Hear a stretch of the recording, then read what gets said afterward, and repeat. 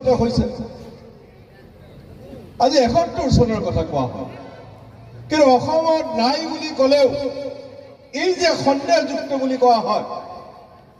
এই তথাকথিত সন্দেহযুক্ত জনগোষ্ঠীৰ লোকসকলৰ মাজত নাই বুলি ক'লেও শতাধিক শিক্ষা অনুষ্ঠান ওলাব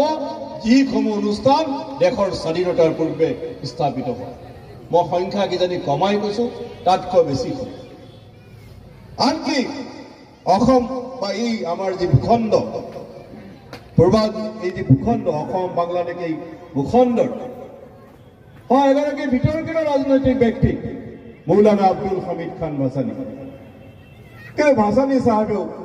অসমীয়া মাধ্যমৰ স্কুল পতাত গুৰুত্ব আৰোপ কৰিছে কিন্তু এই চেগতে মই আৰু এটা কথা মই শ্ৰদ্ধাৰে সোঁৱৰণ কৰিম যে ইমান মোৰ অসমীয়া মাধ্যমৰ বিদ্যালয় গঢ়ি উঠিছিল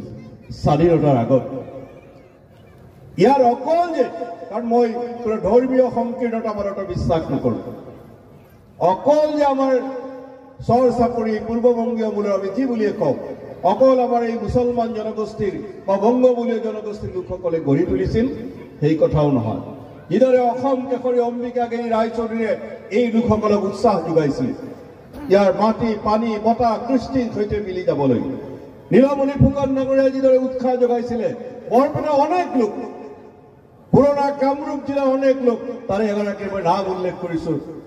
শ্ৰদ্ধেয় প্ৰসেনজিৎ তালুকদাৰ এনেদৰে বহু লোকে উৎসাহ যোগাইছিল প্ৰেৰণা দিছিল এই ধৰণৰ শিক্ষা অনুষ্ঠানসমূহত গঢ়ি তোলাত উদ্গনি যোগাইছিল সেইসকলক মই শ্ৰদ্ধাৰে সোঁৱৰণ কৰিছোঁ আমাৰ এম ইলিমুদ্দিন দেৱান নগৰীয়া আমাৰ শ্ৰদ্ধেয় মিশ্ৰ ছাৰৰ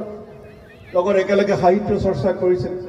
সাহিত্য সভাৰ অসম সাহিত্য সভাৰ উপসভাপতি আছে ৭০ৰ দশকত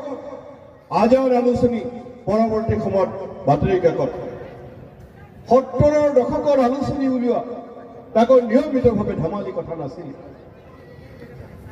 এটাই উদ্দেশ্য আছিল বহু গ্ৰন্থ মই নিজে ৪-৫খন গ্ৰন্থ তেখেতৰ পঢ়িছোঁ তেখেতে ৰচনা কৰিছিল আজিৰ প্ৰজন্মই এম ইলিমুদ্দিন দেৱানৰ বিষয়ে বৰ কমেই জানে চৰ চাপৰি সাহিত্য সভাও অতি চালুকীয়া সংগঠন তথাপিও মই সভাপতিৰ জৰিয়তে তেখেতসকলক অনুৰোধ কৰিম যে এম ইলিমুদ্দিন দেৱানৰ ৰচনা বুলি এটা যদি প্ৰকাশ কৰিব পাৰি মই ভাবোঁ যে পৰৱৰ্তী প্ৰজন্মও লাভান্বিত হ'ব আৰু অসমীয়া সাহিত্যৰ ইতিহাসতো এক উল্লেখযোগ্য কাম হ'ব আজি বহু চৰ চাপৰিৰ লোক অসমীয়া সাহিত্যৰ চৰ্চাত ব্ৰতী হৈছে